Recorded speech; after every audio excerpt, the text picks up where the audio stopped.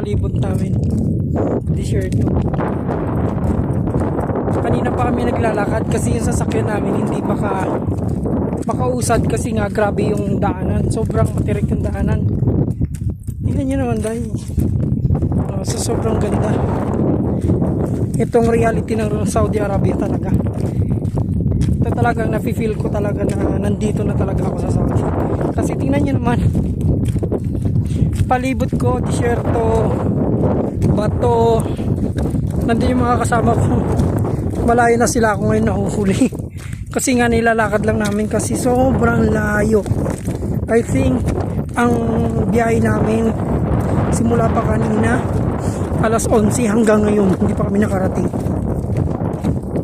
Parang mas malapit pa nga sa Jubail kaysa dito sa pinuntahan namin ngayon. See? Look the view guys.